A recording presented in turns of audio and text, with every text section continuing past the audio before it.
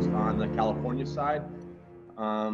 We are pretty much I wouldn't say the originators, but we kind of started the sport of strongman out in California to help grow it, to the point that it is today. We have 8 professional strongmen and women. We have the strongest woman in the world that trains here, actually top 2. We've been around a really long time. I won my pro card back in 2004. I've done 8 America's Strongest Mans. So I've been around quite a while. And today we're kind of show you and bridge, what we do in strongman and what we do outside of strongman. So not only do we run a strongman gym here, we train athletes of all different types. And one of the things that we're also known for is we run a couple of corporate wellness programs, one of which is for Blizzard Activision. And, this is basically the purpose of the call today is to bridge strongman with video gaming. So we're going to do that today with the help of 2 of the guys that I train over at Overwatch or the Overwatch business and within Blizzard. And then we have my good buddy, Martins Leaksies. Martins, why don't you introduce yourself? What's up, everybody? 2019 World's Strongest Man. I'm also an enormous fan of Overwatch, so this is ridiculously exciting. Holy crap. I'm so starstruck right now. I was playing Overwatch until like 2 a.m. last night. Very, very cool. So we'll get into that in a second. But also on the call is Paul Warzeka. Paul, I want you to introduce yourself. Hey guys. So yeah, I'm Paul. Most of the guys in the art community know me as Bird, and I'm a character art supervisor on the Overwatch team. I was the character lead on Diablo back in the day. So I just make a bunch of the cool characters and skins and stuff like that. And when I'm not doing that, I'm lifting heavy stuff with you guys. That's right. I call him P-Dub. Everyone else calls him Bird, though. But he's got a special nickname from me. And then also on the call is Austin Taylor. Austin, why don't you say hello? Hey, everybody. I'm Austin Taylor. I work on the business operations team for Overwatch.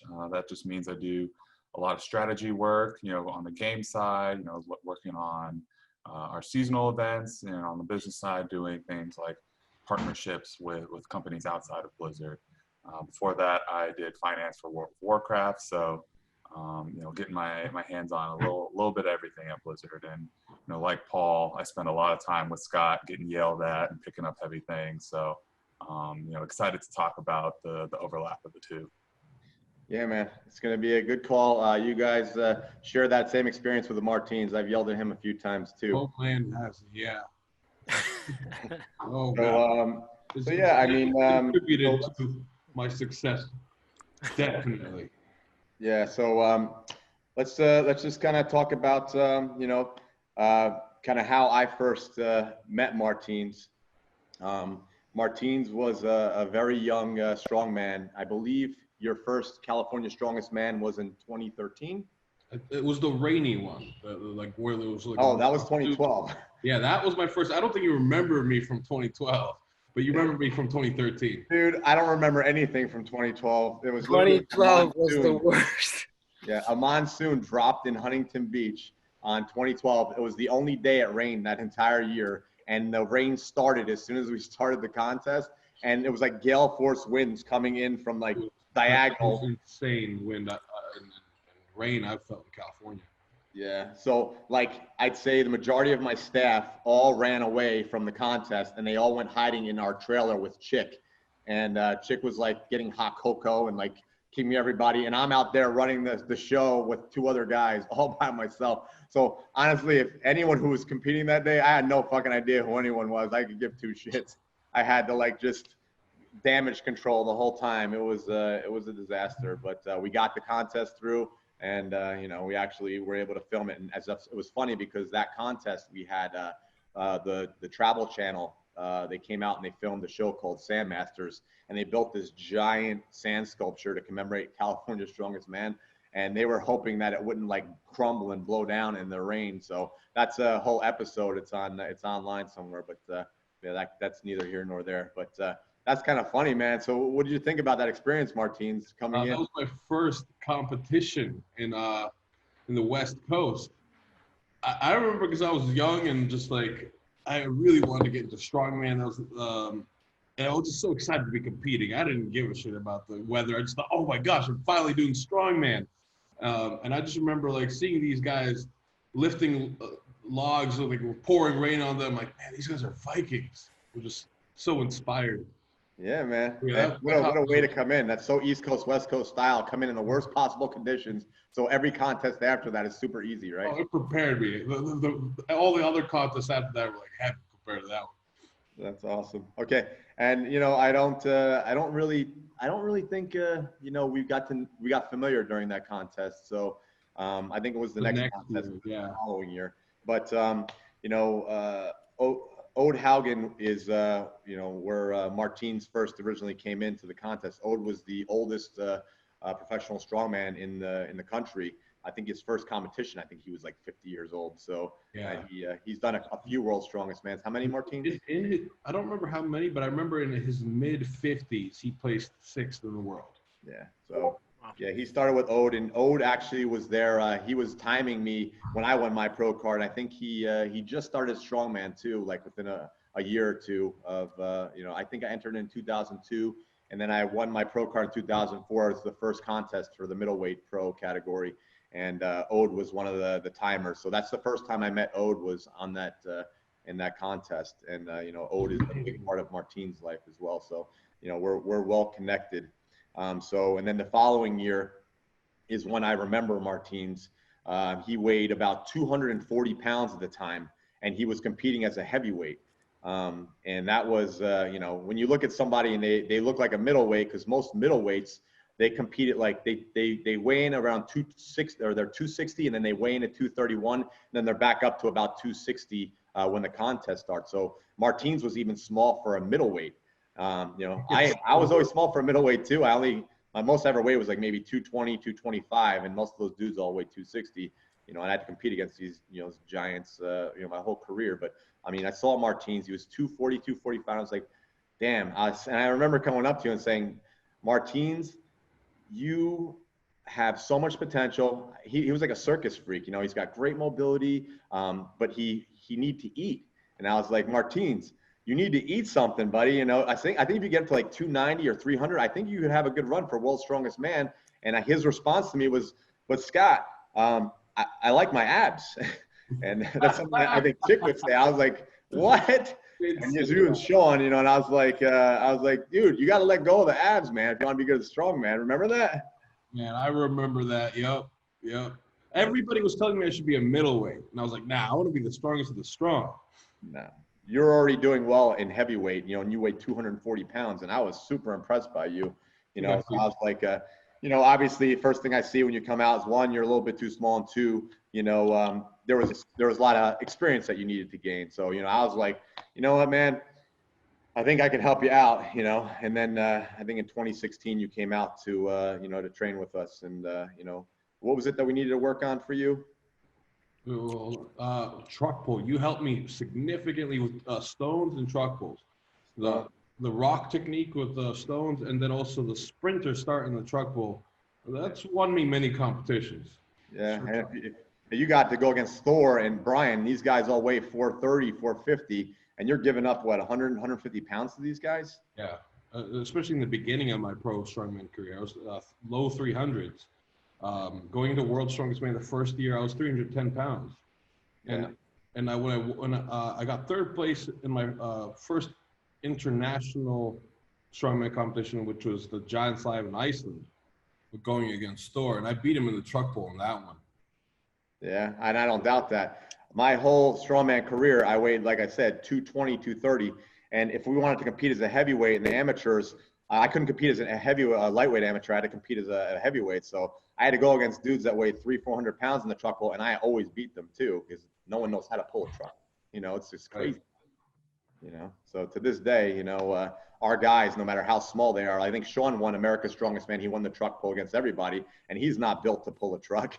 Sean is 4 times America's Strongest Man. He, and he wins all the events that he shouldn't win, technically. So, but it's all because, we're we are, you know, pretty far ahead of the curve in terms of technique, because most guys that come into the sport, they're in and out in like what, maybe 2-3 years, Martins, at most. Yeah, that's so, right. yeah. Been at it for a while now. Yeah. So, what, you know, when you started doing strongman, like what was it that brought you in the sport? What made you want to do it? You know, and then, you know, kind of what was it? You know, what did you do to find you know, strongman equipment? What was your kind of intro? My passion for strongman dates way back. I was like 9 years old. I would visit my the farms in Latvia. My grandparents had a farm, and my grandfather was a stone sculptor. And I would help him. He would like show me how to move these stones, and I would help him move stones around the farm and do farm work basically. And around that time, also my dad started training me in weights, so I started getting strong. I really hated it. I just loved playing video games, but he like tried to get me off the couch a little bit, and I grew strong with that too. Then I saw on TV these guys basically doing heavy farm work for competition, and I was like, oh shoot, I could do that. And that's when my passion for strongman really began. I started lifting weights with an intention to one day get into World's Strongest Man. And then I came out to California. I really wanted to do strongman. I knew nobody. I was 20 years old. And I called up one of the competitions for one of the local strongman competitions to compete. It was the LA Fitness Expo. Old Haugen picked up the phone. I didn't know it was him. And I told him I wanted to compete. He asked me how strong I was. I told him all my strengths. And he's like, oh, yeah, in his Norwegian accent, you're strong, but not quite strong enough.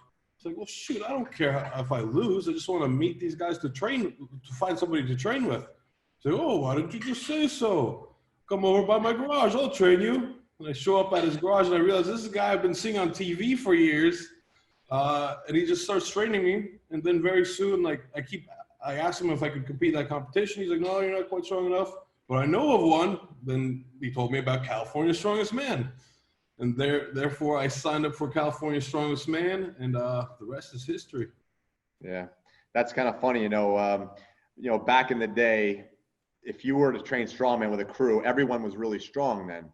So if you were coming in for the first time, you know, it's possible that you can come out and you would be like turned away because you quite frankly, you weren't strong enough to move the weights that were done in contests or even in training. Yeah. You know, so I mean, I have a funny story about this guy that came out with his whole crew because he wanted to do California's Strongest Man in like, I don't know, 2012 or 2013. And he came out with his crew to he said to me, hey, I want to have a little friendly competition with your crew and, you know, with my crew. And he came out and they couldn't even do the warm-up weights. And we were like just sprinting with everything. I was like, okay. They all withdrew from the contest and I never saw him again until he tried to run a strongman clinic like 3 blocks from my gym. And I was like, this guy who sucks at strongman and his whole crew is running a strongman clinic at a CrossFit gym 3 blocks from my gym. I was like, are you fucking kidding me? And this is what's going on these days. It's like everyone thinks that they're a fucking expert now. You got to fucking pay your dues, you know? And, you know, like, you know, going to Old Haugen, he's like, I'm not going to let you compete in a contest if you embarrass me. You know what I mean? You're going to have to put the training in first. And then maybe after the training, then we'll put you in a contest that suits you, you know? It took me 3 years. Every year I asked him, could I compete? And he said, no. 3 years in, he finally let me compete in that contest. And I won it. And that's when I won my pro card and got invited to Giants Live Iceland. That is just fucking awesome, man. You know, that's the origin of the sport. And, you know, it's good that you had that road because it makes you appreciate it the whole way, you know? So, absolutely.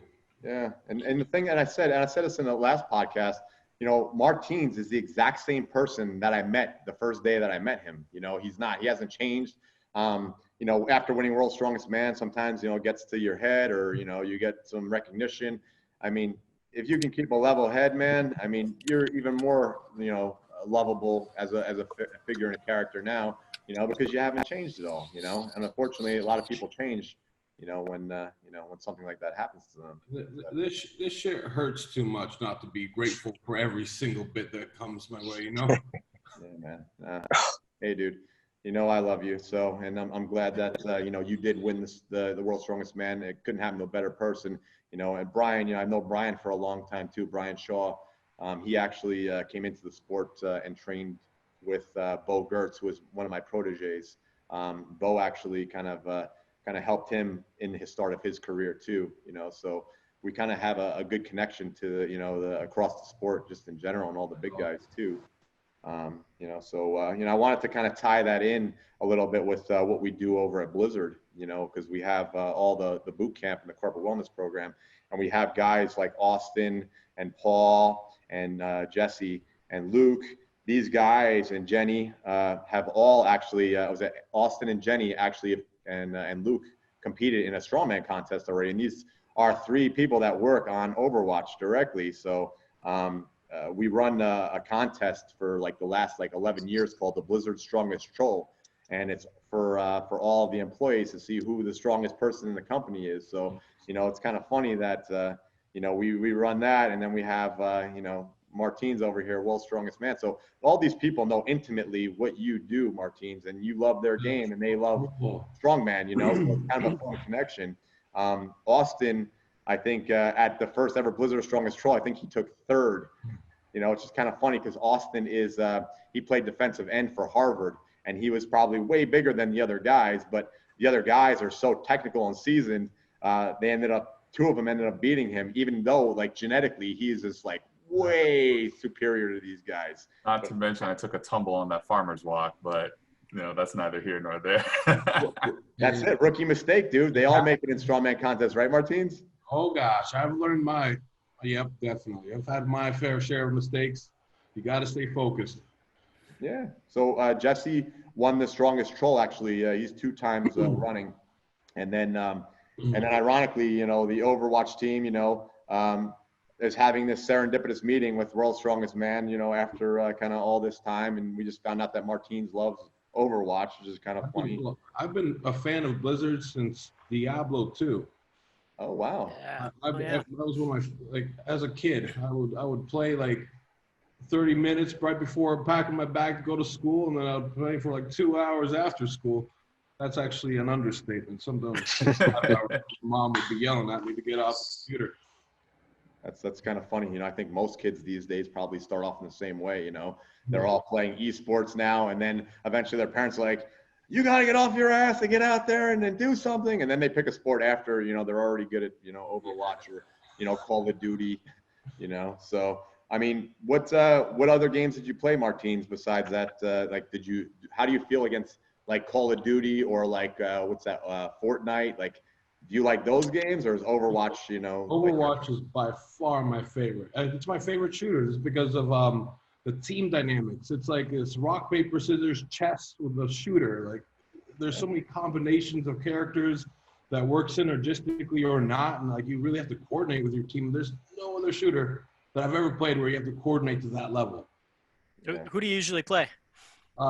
Diva, Baptiste, Brigitte, Lucio, Ana, and Ash. How many hours a day you think you're playing these video games now? Oh gosh. Well, my life is painting, strongman, and Overwatch. So whatever time of the day I have, it's those 3 things. Oh my God. Is strongman affording you the ability to live without having to work a regular job? 'Cause you were training people up in Santa Monica, I remember. I assume you're not doing that anymore? At this point, it's pure strongman. Yep, pure strongman. I couldn't be more grateful for that. That's fucking awesome. All right. Well, I mean, technically, you're probably the strongest video gamer in the world. I don't know if Thor plays video games too, but Thor's playing video games. okay, Yeah, he's on Twitch.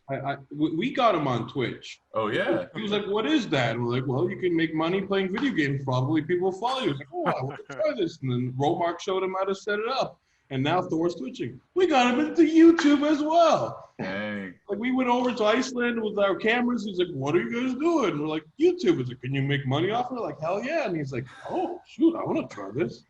And now I can make money sitting on my ass playing video games and pay for my strongman career. Sounds like a good deal. That is so funny, man. Yeah. So I guess if you guys don't know, I mean. If you guys don't know who Thor Bjornsson is, he played the Mountain in the Game of Thrones, and Martins competes against him regularly. And the last World's Strongest Man, Martins actually beat him and Brian. So, you know, you're looking at a guy right now that is taking down giants, you know, but maybe on video games too. Can you beat him at Overwatch, I assume? I keep trying to get him into Overwatch. He hasn't listened to me yet, but one day I'm gonna get him. I'm gonna get him. Yeah, that would be really cool. So, why don't you tell us kind of you know, what your daily routine looks like? You know, like how do you train? When do you train? How often do you train? And then you know, has it changed during quarantine, or has everything kind of stayed the same? So quarantine's been for me really good. I mean, of course, on a global scale, I'm sad to see everybody suffering. People losing their jobs and getting sick, and that's really sad on on a global scale. On a personal scale, it's been really good for my body because I've had so many competitions lined up, and I was hurting. I had nerve damage from last year where my right arm was like operating maybe at 70% strength. I have a labrum tear in my right hip that I thought was like hamstring issue, but it's been messing with my deadlift. I've had like a meniscus tear in my left knee. So all these things, like I was for the last couple of years, really, I don't know how I got through all those contests. I didn't even know how beat up I was until the pandemic happened, and suddenly my body's feeling better. I'm like, oh shit, this is what it feels like not to be completely hurting. So I've been doing rehab with Aaron Horschig from Squat University. I don't know if you follow him on Instagram. He's a very good DPT, and he's been helping me every single day to get my body up into working shape since April. So, gosh, this is awesome. I think like my knees are feeling great. My nerve is back to firing just about fully, and just that my right hip is getting much better. But yeah, now I'm good. I forgot what was my training. Oh yeah, my daily routine. So I train about 4 days a week, heavy weights. One day is just right now I'm well, I wouldn't even say heavy. Right now I'm in a much lighter phase. Everything's mostly based around control, 10 to 15 reps. I have a leg day, pressing day, pulling day, and the strongman day. Very, very generic, but much more focused on control, tempo work, getting my tendons stronger, and getting my work capacity up before I start loading up heavy weights for World's Strongest Man again. Yeah, take care of yourself, man. It's kind of funny, you know. You want to know how you handle all that. I think you know, having a monsoon as your first contest, you know, will get you through all those injuries and stuff, you know. And you know, training with Ode Haugen and what, you know, kind of what he had you do in the beginning there too. I'm sure he whooped your ass a bit, you know. So you're definitely resilient, and hopefully to the point where you don't break yourself, you know. Yeah, no, and you put yourself back together. So on the other side, Paul and Austin, you know, how has quarantine changed your training now? At Blizzard, the campus is completely closed down, so we can't operate our boot camps there anymore. So we actually switched to virtual training for a lot of the people online that are, you know, they're staying at home. And then for the other people, they're in here with masks on. But Austin, why don't you tell everybody how your training and life has changed? Yeah, I mean, you know, obviously at the start, before, you know, people started understanding what was going on, you know, I was definitely, you know, locked down at home as much as I could. You know, I have a dog, so my training was really just taking her for walks and then maybe going to a soccer field and doing some wind sprints just to, you know, keep my, you know, body in some sort of shape. But after 6 weeks of that, you know, trying to mask up and go to the gym. So, you know, I've scaled back on the strongman type of training. I've kind of fallen back on my, you know, athletic roots, you know, training with, you know, some of these college guys that Scott's been training, and, you know, just trying to be, you know, explosive, move well, you know, get that agility back, you know, doing that 3 days a week, you know, has helped me keep my sanity as I work from home, you know, 5 days a week. So definitely an adjustment, but, you know, I think to Martine's point, you know, it's nice to have my body feeling good. You know, the strongman was definitely the wear and tear for a while as we were prepping for CSM, you know, back in, you know, the earlier part of the year. Yeah, I mean, on the flip side, you definitely need to take care of your body if you're sitting in a chair for, you know, 8 hours a day doing Zoom calls and meetings and you know, all that sort of stuff. I'm not, you know, walking around the office like I used to. So I keep my knees healthy, keep my lower back healthy, and training has helped that a lot.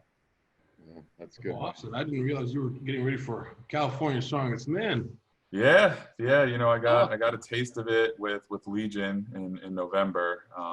You know, and you know, was feeling pretty good going to CSM. You know, I'm not, you know, I haven't been doing it that long. I think I was training strongman for, you know, about 6 months to a year, and you know, was really looking to win 1 or 2 events. You know, that was my goal going into it. You know, I found myself, you know, slowly becoming like a yoke and farmer's walk specialist. So I was trying to snatch those away from a couple guys at the gym, and you know, unfortunately, we had to cancel that contest. But yeah, strongman was a really fun experience, and you know, kind of scratched that competitive itch that I know we all have. And he's Martins. He's actually pretty naturally good at the yoke, which is one of the things we tried. I remember helping you with because you had too much knee flexion when you're walking. Yeah. Obviously, you fixed that. But yeah, that's a good event for him. You helped a lot. I would also like to say for all the people listening in on this, I actually think strongman is a great way to keep your body healthy and in shape. And it's only when you're really pushing for heavy for a contest that these injuries really happen, that wear and tear happens. It's totally possible to lift the strongman events in a healthy way that actually benefit your health and longevity. And I think strongman is one of the best ways to actually do it if you're not lifting like a madman, like we are getting ready for contests. Yeah, Yeah, you know, it's funny you say that because that's more my angle. You know, like I'm definitely not headed towards a strongman contest anytime soon, but for me, it's been about getting my mobility in shape, doing some of those exercises that I otherwise wouldn't do. You know, I'd go to the gym and do the broy, you know, all the exercises that don't do anything. But these guys have got me, you know, doing my deadlifts and yokes and Atlas over bar and all that kind of stuff, which has been super nice. And the other thing that you know, the thing that I always do is I always start the year out. It's funny, me and my family, we actually do almost like a little fitness challenge. And so I'll actually get with Cameron, who's popped in here with us, and he'll help me with some of the nutrition stuff. And I mean, I got to the end of March this year, and I dropped about 1 pound a week just like clockwork. And I was like, so just undoing all the damage from Halloween to Christmas, you know, with all the candy and all the junk eat. So I undid all that stuff, but then we got into quarantine, and the funny part, I was like, well, I can't go out to eat anymore, so I might as well just keep it going.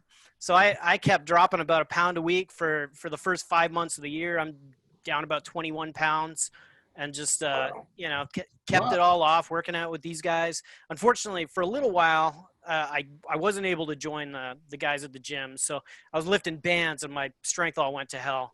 But lately I've been masking up with these guys, and the strength's coming back fast, and it feels awesome. Yeah. Say again, Martins. What was that? Say again. I said, send this man an Atlas stone. Yeah. So as Paul said, Cameron just joined the call. Cameron, why don't you just introduce yourself real quick? Hey, what's up? I'm Cameron Gardner. I'm running the East Coast division of East Coast, West Coast, and I'm also our nutritionist. Yeah, so Cameron. And go ahead. Yeah, I'm actually the first U.S. strongman, lightweight strongman, 2003. Yeah, so Cameron won nationals in 2003, and he was actually the first ever middleweight 105 kilo pro American strongman. So that's how he ties into strongman as well. And he's a clinical nutritionist, and he does all the nutrition for our wellness programs, our athletes and stuff too. And it's kind of funny, Paul actually segued in it for me, but I was going to talk to Martins about what his daily meal schedule looks like, how many times you eat, what you're eating, you know. Why don't you tell us about that? Right now, about 4 times a day, big meals, then 2 protein shakes a day. In the morning, I just have a bunch of eggs, 2 English muffins covered with a bunch of peanut butter, some jelly. This is just, especially on workout days, just to carb up. I'll mix spinach and carrots with almost every single meal. Other meals, I just have potatoes and meat. And there we go. Do you think you could be world's strongest man without eating meat, Martins, for all those vegans out there? Dude, I can't imagine. Like, it's already difficult enough to get my requirements in, so it would be brutally difficult I will like to say this: the way that animals are treated is appalling, and that breaks my heart. I really hope to see that kind of stuff change. You know, I'm a I mean, I love eating meat. It's necessary for strength. But whatever it could take to change animal cruelty, I want to be a part of that. Yeah, I don't think anyone does. Martins, do you find that like eating is a chore that you need to eat to really keep your weight up, and if you don't, you just start dropping weight? Yeah, eating is like it's more difficult than the lifting part. Yeah, right, exactly. Yeah. All right. Is it how regimented is it as far as like are you very specific about how much you eat, or I mean is it just how much you can shovel in? I mean, how's that go? Well, protein is the number one thing I want to make sure I hit, or my body weight in grams per pound of protein. So I aim for around 330 to 350 grams of protein a day. Other than that, I'm lean. I allow some wiggle room for carbs depending on how I feel. If I really feel bloated, I'll pull back a little bit. But when I'm getting ready for a contest, like 2 months out, then it's shoveling. It's shoveling. Yeah. What's your highest body weight been, I guess, off season and then even into a show? 355 going into Arnold's in this previous World's Strongest Man. I was 355 pounds. Awesome.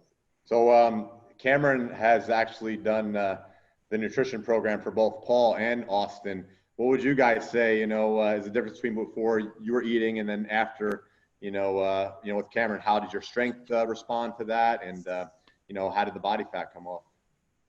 Yeah, I can start. For me, it was, obviously just being more aware of what I'm putting in my body. One of the first things that Cameron said to me, in terms of, looking at what I was eating before versus what we were going to do for, the 3 months to come was, I'm training like I'm a high performance vehicle, but I'm putting normal gas in it. And, I can work as hard as I want in the gym, but I'm holding myself back with my nutrition.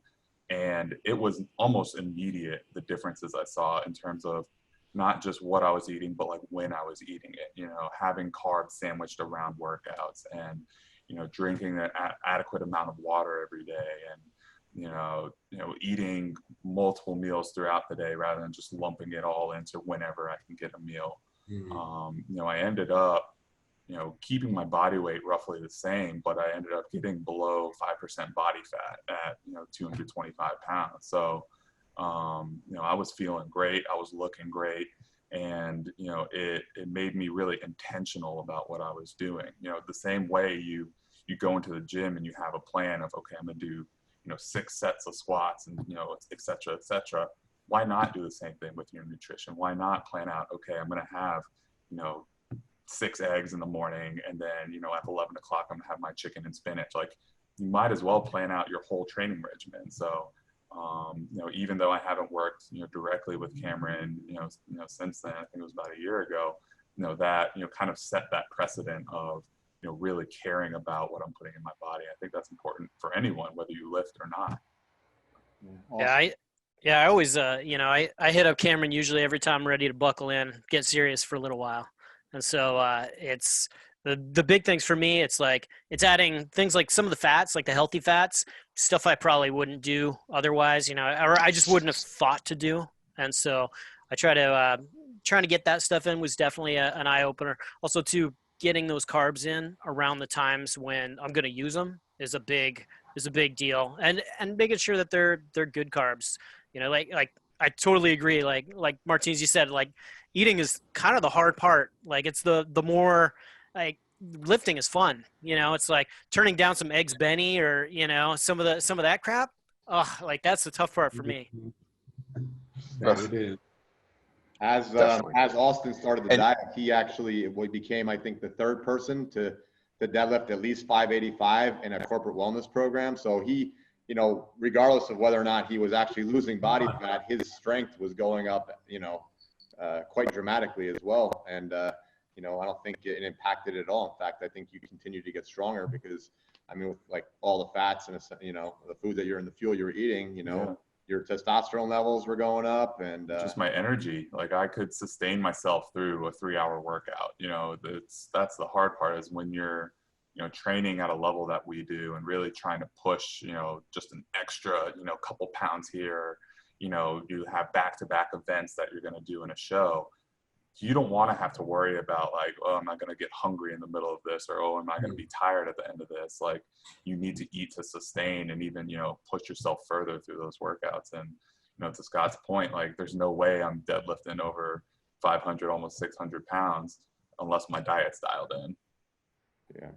Hey, Cam, is there anything that you would, you know, you would say a strongman needs in their diet? Or, I mean, how would you change a bodybuilder's, you know, kind of macros and requirements versus a strongman? What is your approach? I think what's just, you know, maybe the one flaw I might see with some strongmen is, and I get the point about it becomes a chore. I think if strongmen could eat cleaner. I know it's tough, especially when you got to eat that much. You know, you're just trying to get whatever you can in just because, you know, you're not hungry and you just got to get it in. But I think if they ate a little bit cleaner, I think they, you know, as a whole, I think everyone would perform a little bit better and they might actually even be a little leaner. And I know in some cases, it's not always helpful, especially if it's a super heavy event. You want to shorten up your leverages. You want to get the power belly and stuff like that. But you know, if it is any kind of moving event, you know, you are moving with extra body fat, right? And that's like kind of a weighted vest versus the guy that's leaner, that doesn't have it, you know, kind of like a Putinowski, right? He moves so well. Everyone else had a 50-pound quota fat on him. So I think if they just cleaned it up a little bit, everybody would kind of like tighten up and probably have stable energy, you know, throughout the training session or the contest. Yeah. Okay. Well, let's switch directions just a little bit. You know, with Martins, you know, he came into the sport of strongman, and now, you know, he's on YouTube and doing all social media stuff. You know, when Arnold came into the bodybuilding scene, you know, he started, you know, doing, you know, like these little short movies and, you know, trying to, you know, gain some stardom and fame. I mean, do you feel like you're about to be a budding Arnold Schwarzenegger, Martins? You know, how has strongman like changed your life? You know, both, you know, from a financial perspective, you know, and then just physically. You know, last year and a half has been insane. I mean, ever since Romark and I started working on YouTube, Romark really pushed me to do it. I was kind of like, okay, if it happens, it happens. But then he started doing these videos, and a lot's come of it. Then, of course, winning all these competitions, winning worlds, everything kind of was blown up. I've been on game shows with, to tell the truth, Anthony Anderson. I was on Game On with Gronk and Keegan from Key and Peele, and Venus Williams, and Bobby Lee was there, and J.R. Smith. I mean, just like mind-blowing. And I was on the Jerry O show. I mean, just thing after thing, on a Hefty commercial. And then while I was on Game On, I met Gronk's manager, who's now also is managing me. Henry, he was Mark Wahlberg's manager at some point. So now he's hopefully when the pandemic's over, is going to help me get into some movies. So we'll see. I don't know. Everything's going to just mind blowing. Just this last year has been a dream come true. Jesus Christ.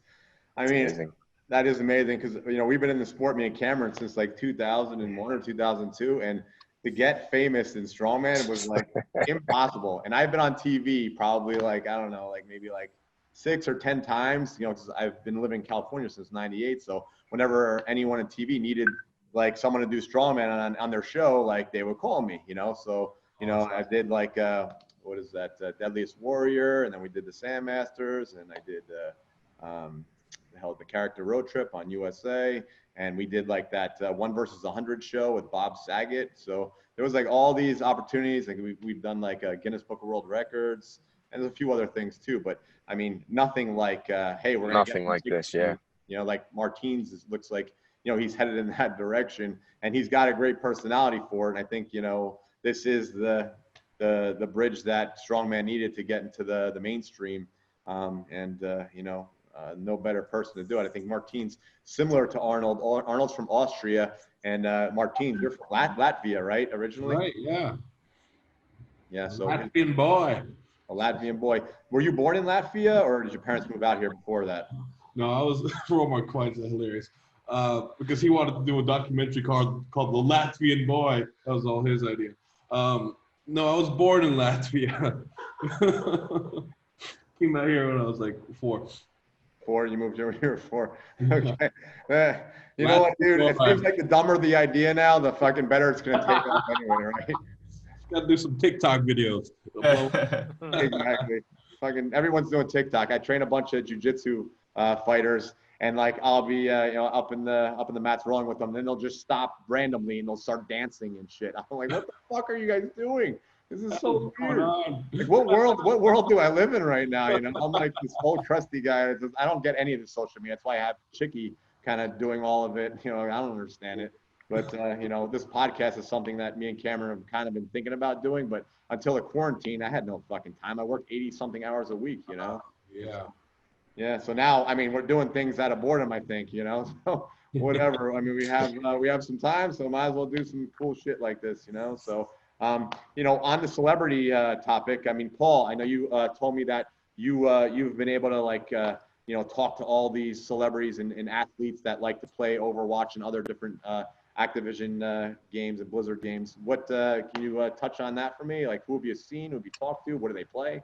Oh, I mean, I don't know. The cool thing about making games, actually, what I love about making games is the fact that we get to do stuff that just, you know, like tens of millions of people are playing. Like guys like Martins is out there playing the stuff that we kind of toiled away on our computer. You know, we put all this love into this thing, and you're just like, dude, sweet. Like the world's strongest man is out there, you know, and he's like, dude, this is cool. You know, like I built the Brigida's weapons. You know, Oh, you did? Oh, yeah. So like. I don't know how long you've been working with Blizzard, but I used to buy the art books. Yeah. I would like because I love drawing, I love painting, and I would try to like work off of that style. So if you're behind that, well, I'll tell you what. Next time you're down in this area, like once all this COVID craziness is over, you'll have to come down and we'll take you around. We'll show you all the cool stuff, you know. But yeah, like the fact is, I mean, I've been an art nerd since I was a little kid. But the cool thing is now that I get to do this stuff, not only am I getting to do it for a living, but to know all these people who, you know, it's just surprising to be like, oh yeah, this person plays this and this person plays this. Like, you know, back when I was in Dallas, I remember I was working for another studio and we had the Calgary Flames are all coming through, you know, and they're all geeking out on the concept art on the wall. And it's like, dude, I did that, you know, like that's super cool. So yeah, I mean, you know, over the years we've got to meet a lot of cool folks, and you know, Blizzard's just been a great place to like. They just foster that, which is super fun. Awesome. Maybe we can have Martins come down and judge the Blizzard Strongest Troll. Oh hell yeah! Yeah. And then we'll show them around campus and stuff too. And you know, what other characters have you created in weapons or whatever that people would be like, oh my god, that's awesome, and maybe Overwatch or maybe Diablo, whatever games you've worked on. Well, I spent a lot of years as the character lead on Diablo 3 and Reaper of Souls. So I did a lot of it was a lot of kind of shepherding a lot of that stuff and just making sure everything kind of was consistent. And like, if you remember Diablo 3, the longer we went, the darker we got, and helping us try to get back into that darker space. So, for me, that's the stuff I geek out on. Cause I also played a lot of Diablo 2 back in the day. So I was like, let's get back there. So, you know, trying to kind of go that way. So I did a lot of that. And then when that wrapped up, I ended up, I joined up with the Overwatch team because there was just a good opportunity to work with some other super talented guys that I respect. And so since joining those guys, like the very first thing I did was the Blackwatch Genji, the guy with all the tubes and stuff coming out of the back of his head. I did the Victory, the Greek looking one with the you know, like the kind of the Greek style with the wings. Nice. The Butcher Roadhog, did that guy. Awesome. I did you said Batiste. I did the Pirate Batistes, that one. Both the black and the red one. So a little bit of everything, and now probably the coolest thing up and coming. You know, I've been doing a little bit of stuff for the Overwatch too. So one of the new heroes I definitely had a pretty strong hand in, but probably not something we got lots of time. Probably best glutes and quads of any character in the Overwatch universe. So, what's that? Are you saying the best glutes and quads on the new hero that you're working on? In a new hero, yeah. Oh, Up and coming. So Hey exciting. man, if we get Martins on a good clean diet, maybe we'll get some abs on him, and maybe you can make a character after Martins. I know he would probably love that. Oh yeah. Damn. It's funny that Paul mentions that because there's a good chunk of people on the Overwatch team that are in boot camp, and if you played in the archives event, Zarya got her workout skin, and it's great because one of those artists is in boot camp, so they gave her wrist wraps, they gave her Olympic lifting shoes, they put the handles on her cannon and her like warm-up sweat, so it's coming from people who know what workout gear should look like. It's not just Lululemon sweatpants on a character. Like this is the real deal. We know what we're doing. I love it. I noticed all of the details. Yeah. It's already skin. It's awesome. That's we make your characters hardcore and legit. So, people like Martins aren't like, get this shit out of here. Put your damn wrist wraps on, girl. So, yeah. So Austin, I mean, why don't you tell us about your role there and kind of what you like to play and, the characters that you like to. Yeah. So my role is definitely not as I'll say as sexy as Paul's role. He gets to show off all the cool artwork and stuff. I'm definitely more kind of behind the scenes. The way we describe our team, BizOps, is we're like the connective tissue for the game team and the business. So, I'm running around, like my hair's on fire half the time, talking to, our producers or our community managers, our finance guy. We're kind of that liaison that, helps support the entire team, to make sure that, most importantly, no one's bothering someone that they don't need to. Like, if you have a question, about, what's going on in a seasonal event, there's no reason to bother Paul, who is working on a new hero or a new skin. Like, come to me first and, I'll figure out the answer for you. So, it's kind of this, almost sword and shield, to use the video game speak. I'm defending a lot of the team from being bothered, but I'm also, fighting to get stuff done. I want to make sure that, it's a successful game, that, we're delivering things to our players that they enjoy, and at the same time running a successful business. We're making sure we're, getting good partnership deals done. We're making sure that, the events are, making money in a way that's healthy. The last thing you want is players to feel upset, or feel like they have to spend money. It's quite the opposite, in terms of how we approach it. We want to make sure that, if you want to spend money on the game, you can do so in a way that makes sense, and you can, feel good about, the things that you get from Blizzard. So, I really, feel invested in the game because, I'm trying to make sure that on the development side and on the player side, everyone is happy. And to talk about, my passion for Overwatch, I definitely play a ton of different characters. I'm quite biased. I enjoy Batiste. I actually, if I had a haircut, I'd probably have it styled like him. So,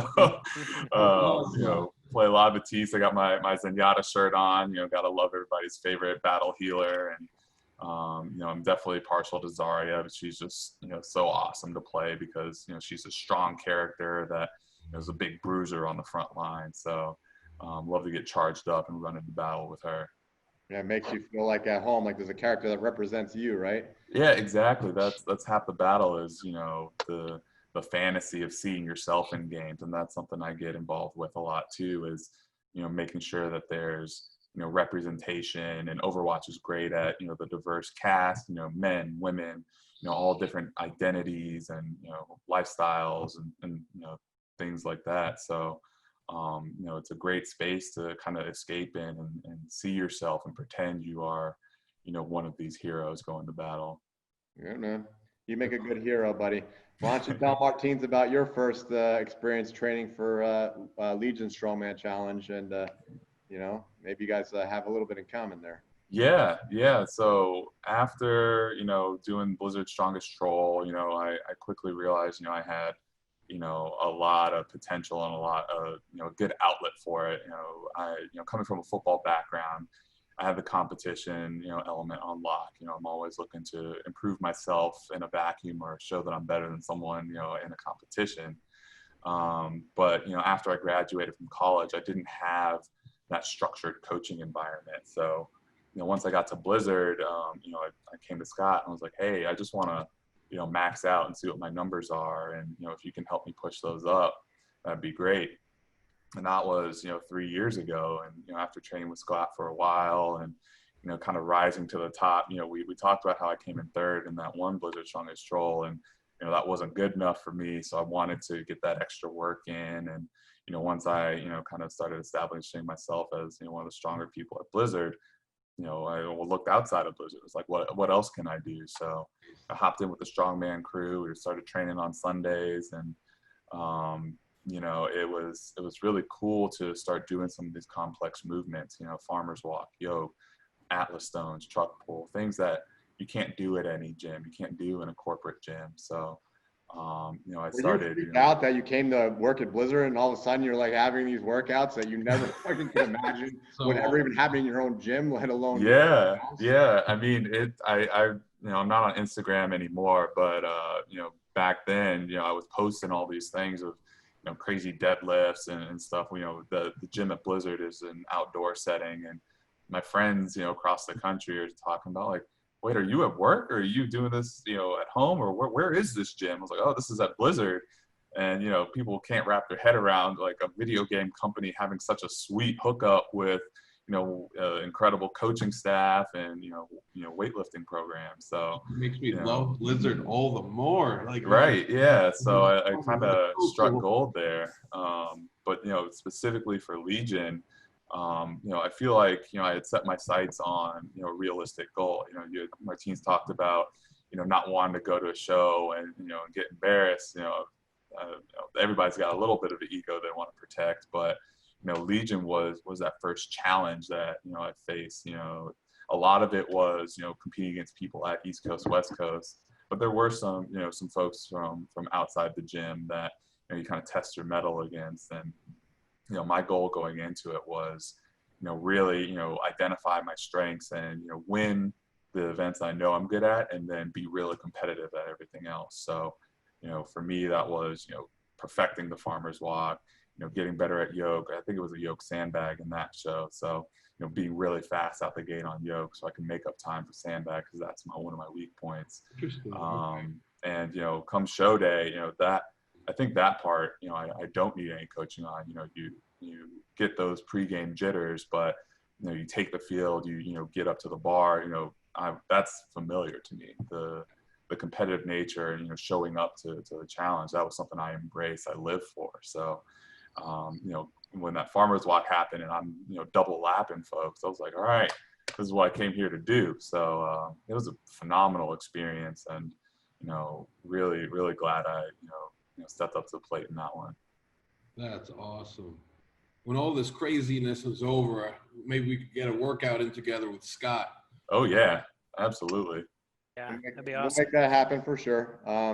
We'll get Martins over either at East Coast, West Coast again, or maybe we'll bring him down to Blizzard so we can check out the campus and stuff. Oh yeah. Both. We'll do that. I like it. We'll do both. Whatever. We'll do it 2 a day. Yes. It's pretty cool. It took me about 8 years, but my health ambassador William Carroll over at Blizzard, he eventually got the company to kind of invest some money into the program, because I had to literally tow tires, dumbbells, everything in my truck and a trailer in and out of the campus for like ever. And then they gave me like a tool shed, and then we left everything in there that we could possibly fit, but I still had to bring things over with me. And then after 8 years, Austin came on the campus. He didn't see what we had to deal with before.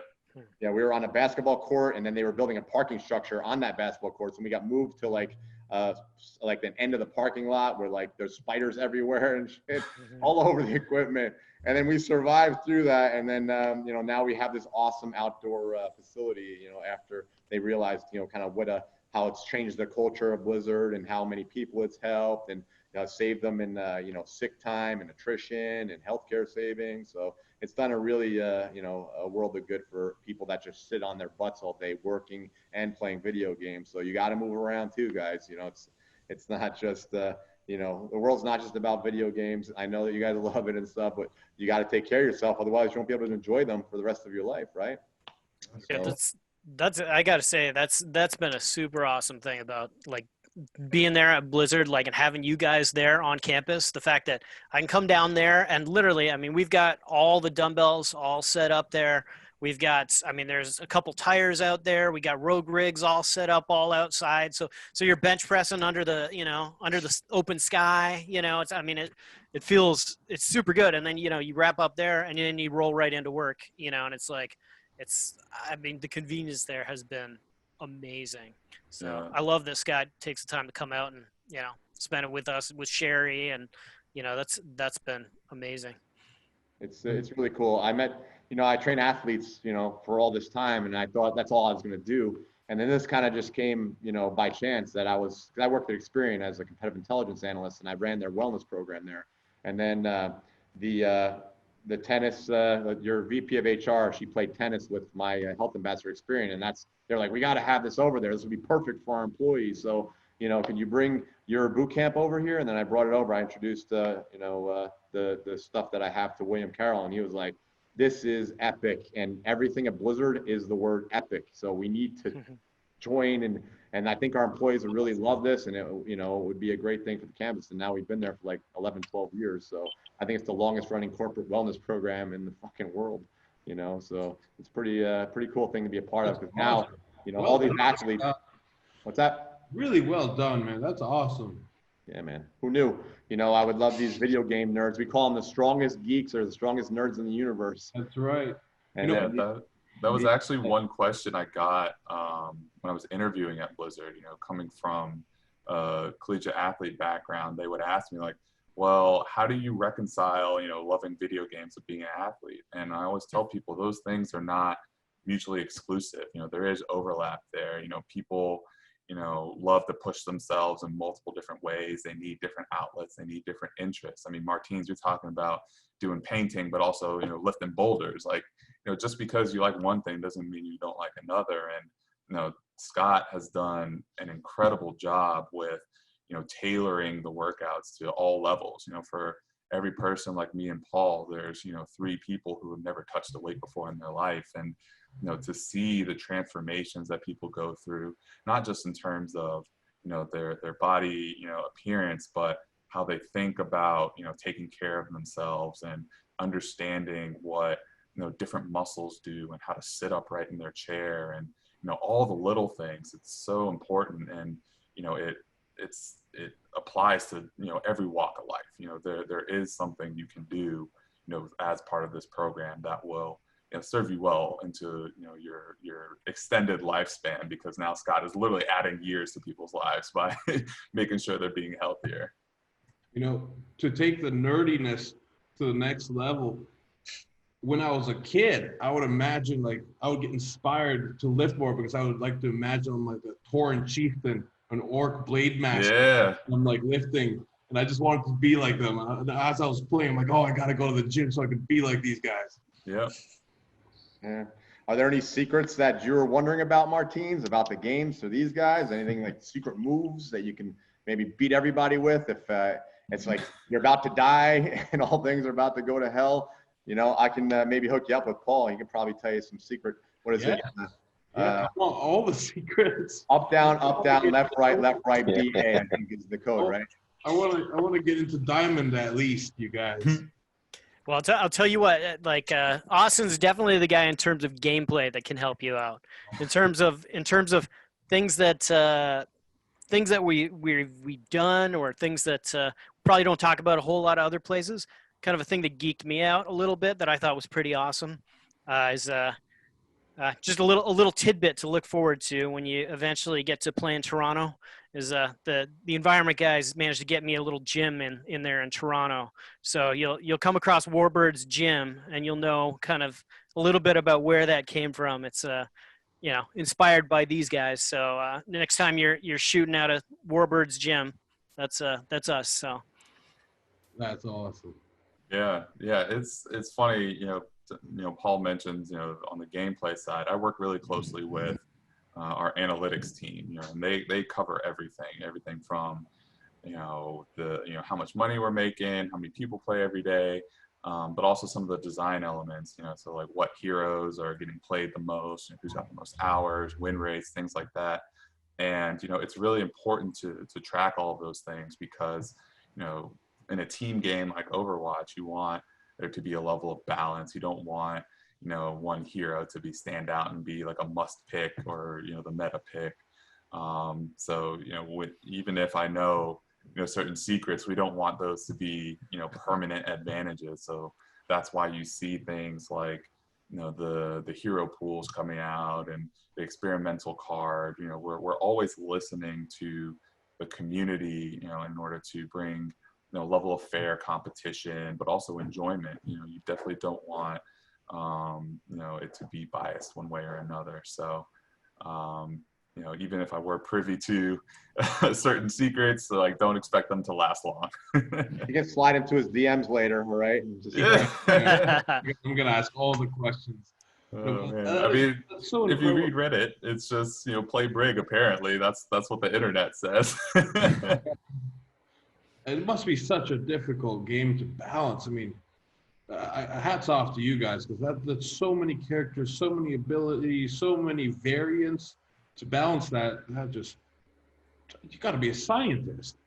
Yeah, I mean, it's made even harder when you have professionals playing the game, with Overwatch League, because, before, you have these games where, it's just the community and you have your hardcore players and people will discover, what is the best build or the best talents to use and things like that. But with the pros, it just happens that much faster. As soon as a change happens, they're dissecting patch notes, they're building strategies, and that's why you see these metas develop of, the minute, optimizations that they're making and discovering, hey, if I use this ability right after another one, I can one-shot this hero, or we can wipe an entire team. And it keeps us as a Overwatch team on our toes because we think that we know how to balance this game. It's been 3 years. We've had our practice and understand the game inside and out because we build it. But then someone with fresh eyes has a whole new perspective on it. So it kind of throws us for a loop, and it's almost like a little bit of a dance of how can we stay ahead of the curve and make sure that the game feels fresh and exciting every single day. That's awesome. You guys do a great job. Like, it's been years of playing this game. I don't think I've ever played a game so long. Awesome. That's awesome. So let's just go real quick. What was your favorite game, Paul, when you were a kid playing, that got you into video games that you can remember, the one that really made a difference? Oh man. Honestly, all the original Nintendo stuff. I would say Contra, the original Contra is right up there with games that stick out to me. Obviously like all that early stuff, all the early Contra. Yeah. Up, down, Contra, up, down, left, right, That's VA, exactly right? the one. That's Unlimited the one. Lives. That was my favorite game too, along with Yeah. Tecmo Bowl. Tecmo Bowl was like, I was the city champion at Tecmo Bowl. I fucked everybody up with Bo Jackson. Tecmo Bowl is cool, but if you ever got into the arcades and played the old NFL Blitz game, where literally they would like pick each other up and suplex each other, like that was definitely my favorite football.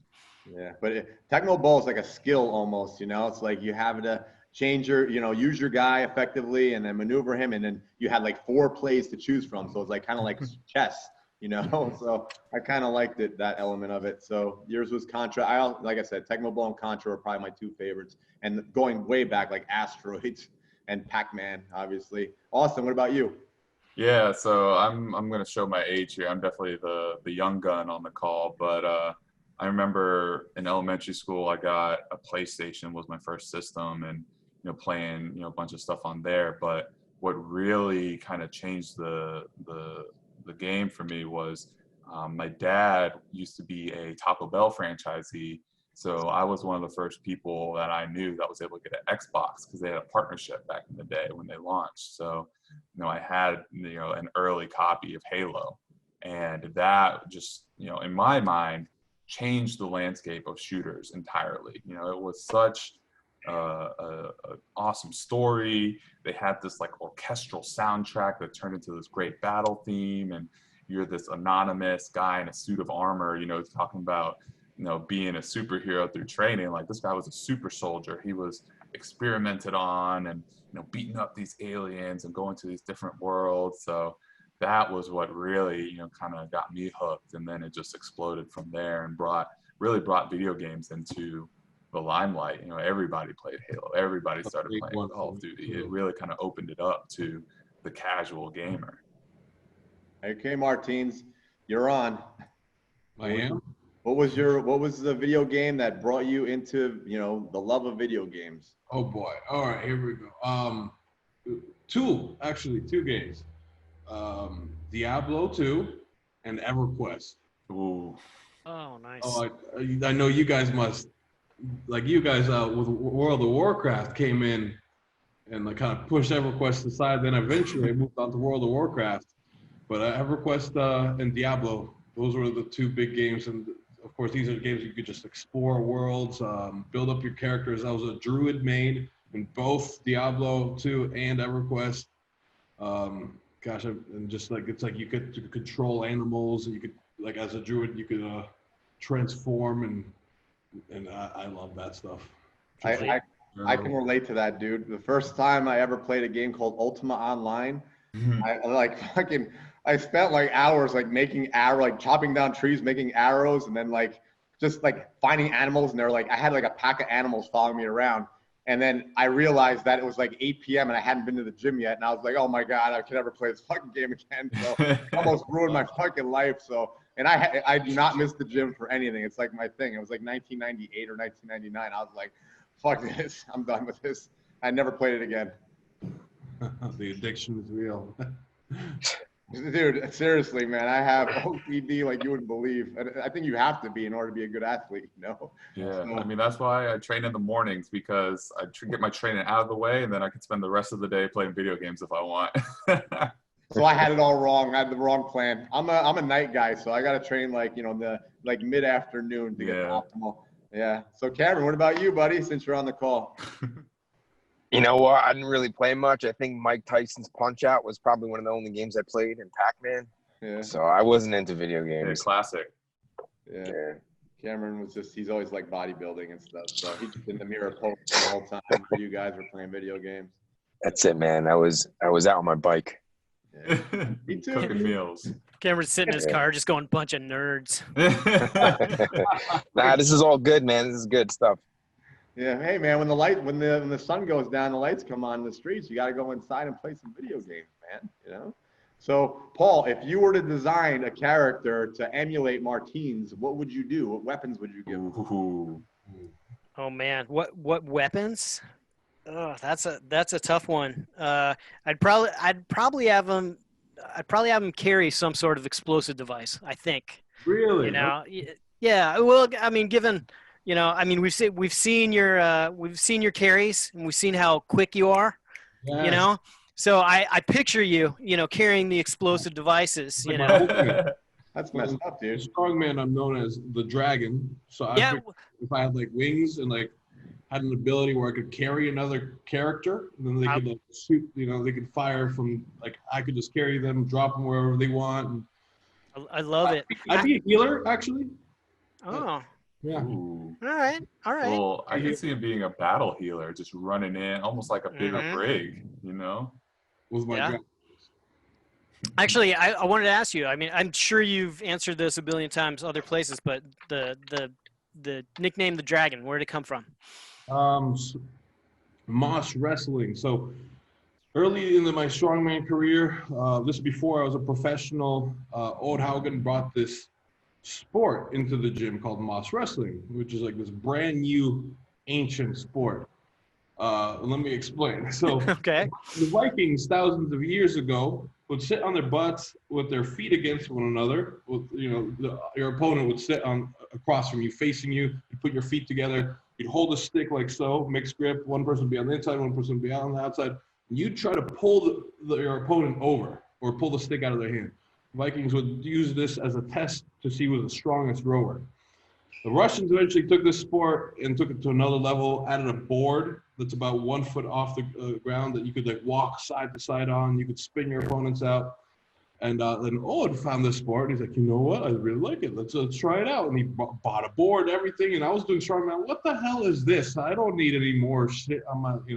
To do. I already am lifting Atlas stones, and that's exhausting enough. He's like, no, try it. You're gonna love it. So I go against Owen. He kicks my ass. He's in his 60s, kicking my ass.